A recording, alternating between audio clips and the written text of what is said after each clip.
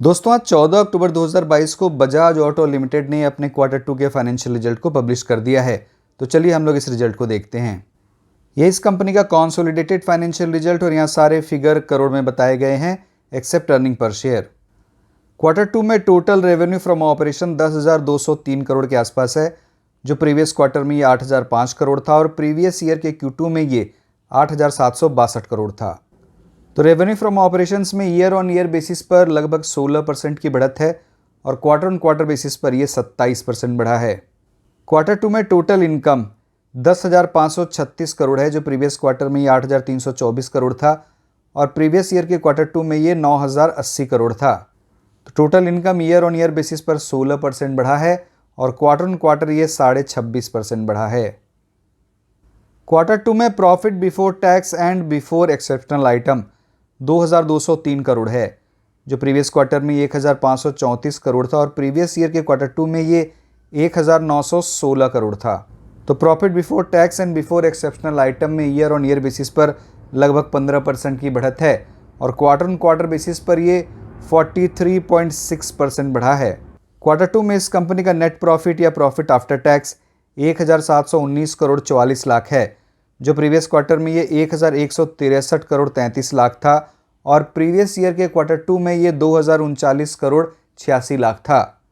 तो net profit में year on year basis पर 15.7% की कमी हुई है और अगर हम लोग क्वार्टर ऑन क्वार्टर बेसिस पर देखें तो ये लगभग 48% बढ़ा है।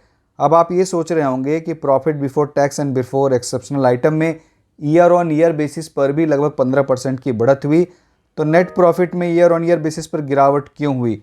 तो इसकी वजह यह है कि पिछले ईयर के Q2 में इस कंपनी ने एक्सेप्शनल प्रॉफिट बुक किया था 501 करोड़ 23 लाख का। इसी के वजह से Q2 में ईयर ऑन ईयर बेसिस पर आपको नेट प्रॉफिट घटता हुआ दिख रहा है।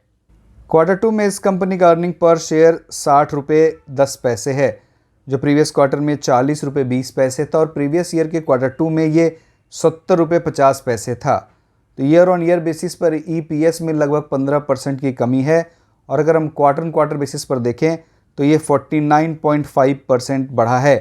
तो EPS में ईयर ऑन ईयर बेसिस पर इतनी कमी की वजह एक्सेप्शनल गेन ही है। Q2 में कॉन्सोलिडेटेड EBITDA 1,750 करोड़ है, जो प्रीवियस क्वार्टर में ये 1,286 करोड़ था और प्रीवियस ईयर के Q2 में ये 1,400 करोड़ था। तो EBITDA में ईयर ऑन ईयर बेसिस पर लगभग 25% की बढ़त हुई है और अगर हम लोग क्वार्टर ऑन क्वार्टर बेसिस पर देखें तो EBITDA 36% बढ़ा है और अगर हम लोग इस EBITDA के मार्जिन को देखें तो Q2 में EBITDA का मार्जिन 17% के आसपास है, जो प्रीवियस क्वार्टर में ये 16% था और प्रीवियस ईयर के Q2 में भी ये 16% ही था। तो EBITDA का मार्जिन ईयर ऑन ईयर और क्वार्टर ऑन क्वार्टर दोनों ही बेसिस पर बढ़ा ही है। तो दोस्तों हम लोगों ने देख लिया इस कंपनी का revenue from operation year on year और क्वार्टर ऑन क्वार्टर दोनों ही बेसिस पर बढ़ा है और अगर हम लोग एक्सेप्शनल गेन को हटा दें तो इस कंपनी का पैट और EPS भी ईयर ऑन ईयर और क्वार्टर ऑन क्वार्टर दोनों ही बेसिस पर बढ़ा है और अगर हम लोग इस कंपनी के EBITDA और EBITDA के मार्जिन को भी देखें तो ये भी ईयर ऑन ईयर और क्वार्टर ऑन क्वार्टर दोनों ही बेसिस पर बढ़ा ही है। तो मुझे इस कंपनी के रिजल्ट अच्छे ही लग रहे हैं। तो दोस्तों इस वीडियो में इतना ही। अब आपसे अगली वीडियो मुलाकात होगी। बहुत बहुत धन्यवाद।